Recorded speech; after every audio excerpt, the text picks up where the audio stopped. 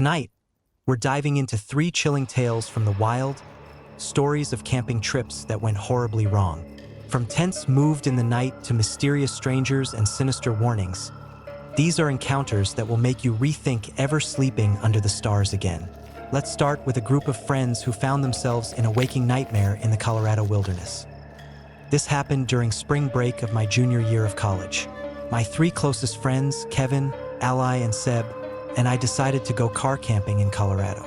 We were broke, so we went with dispersed camping outside of Buena Vista, a spot I found on a free camping app.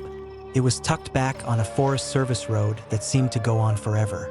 We set up our tents in a loose cluster in a secluded clearing near a dried-up creek bed. We didn't see any other campers. That night, after a few beers and cards, we were tired and went to our tents around 11 o'clock. I'm a notoriously light sleeper, especially camping, usually waking up multiple times. But that night, I slept incredibly heavily, like I'd taken a sleeping pill.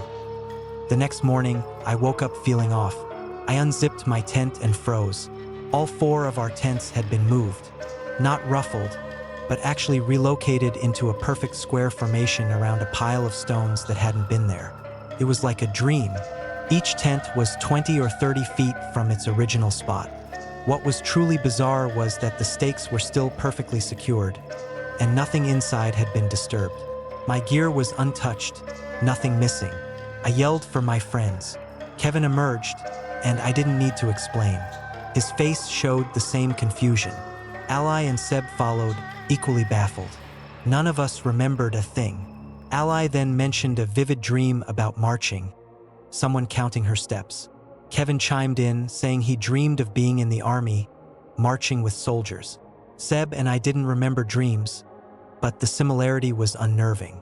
The vibe between us was strange, almost like we were reading each other's minds, a bad connection, like a 5th unseen person was part of us all. We investigated. Kevin's theory that we'd gotten drunk and forgotten was quickly dismissed when we found drag marks in the dirt leading from our tent's original spots. But the marks stopped about 10 feet short of their final positions, as if someone had dragged them partway, then lifted and carried them. The pile of stones in the center was 4 stones balanced perfectly like a sculpture. Kevin leaned in for a closer look, tripped, and knocked them over. The stones tumbled. Then, at the exact same moment, all 4 of us heard a low rumbling sound in the distance. It sounded like huge rocks grinding, like an old stone door slowly opening. Panic set in instantly. Without a word, we started packing. It was like we were reading each other's minds, feeling each other's terror. It was 10 times freakier than anything before. We packed up in under 5 minutes. I don't like to dwell on that night. I worry it will become too real.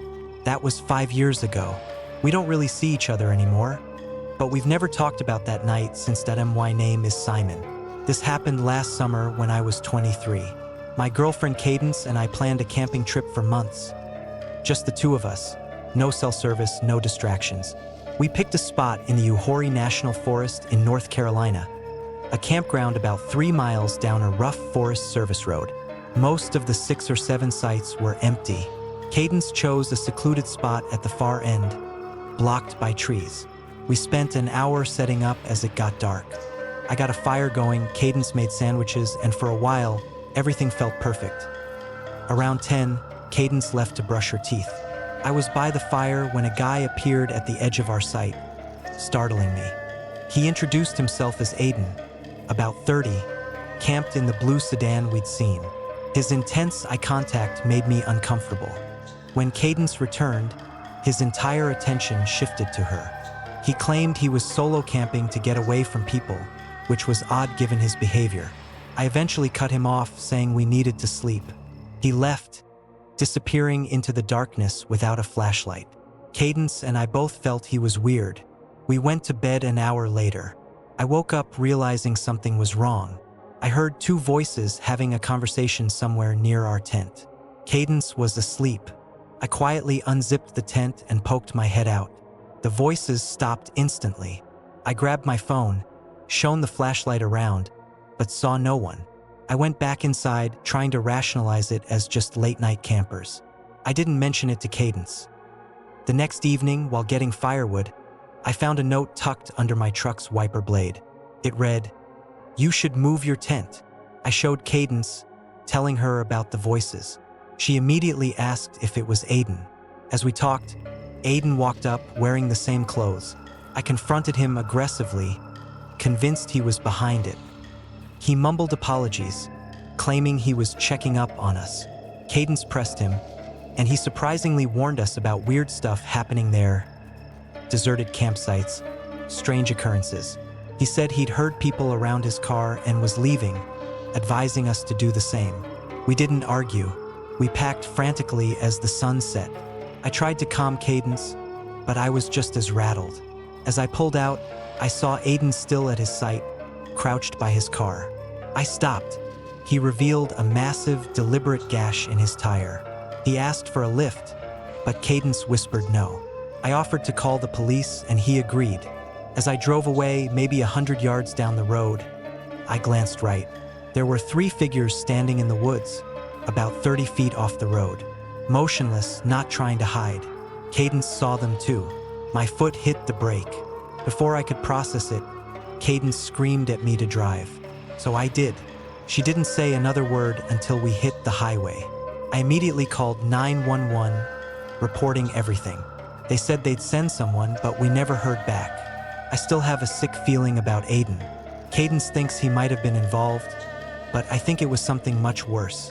I still think about it. This was 2 years ago. I was 28, working remotely in Bozeman. Going through a rough divorce, I decided I needed to get completely off the grid.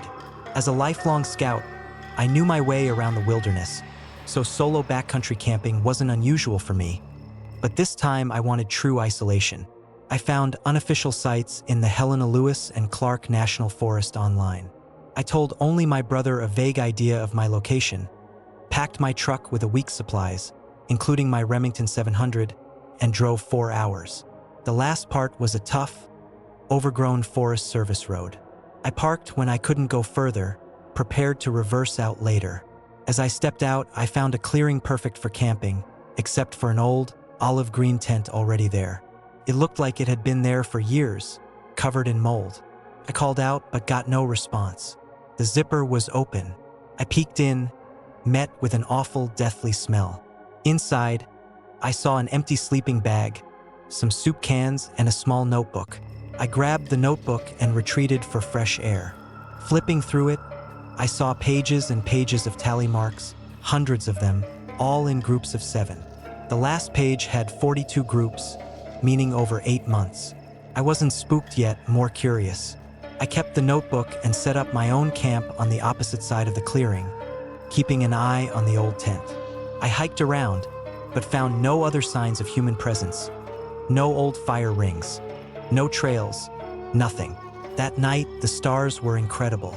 Exhausted, I fell asleep quickly that I woke up in the middle of the night, knowing I hadn't woken for nothing. I'm a heavy sleeper, so I knew something was wrong. After about 30 seconds, I heard whispers, 2 or 3 voices, maybe 20 feet from my tent. I couldn't make out what they were saying, but I was terrified. I stayed frozen, pretending to be asleep. The voices stopped. Then I heard footsteps circling my tent like an animal. My hand went to my rifle just as someone started yanking on my tent zipper. It didn't budge, thanks to my clips. Then they started scratching the flap, trying to cut their way in.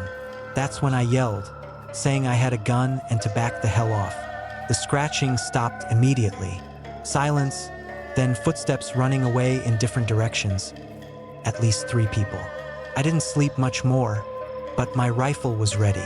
At sunrise, I unzipped my tent, rifle brandished. The old moldy tent was gone. No depressiam, no steak olhos, no flatened grass. But I knew it had been there. I found bare human footprints circling my campsite, different sizes, indicating multiple people. Some were deep, as if someone had stood there a long time. One set led to a pine tree with fresh tally marks cut into the bark, 7 groups of 7, and the start of an 8th. Just like the notebook, as I backed away, I saw something else. A dead squirrel hanging from a low branch, tied with fishing line. The sight made me want to puke. I didn't need any more signs. I ran back, hands shaking, and packed up as fast as I could, constantly looking over my shoulder. Getting the truck out of that narrow path was hell, but I made it. I don't think I was followed. I never called anyone. What would I even report? The squirrel still freaks me out the most. It was a message, a threat. I don't know what would have happened if I'd stayed another night, or if I hadn't been armed.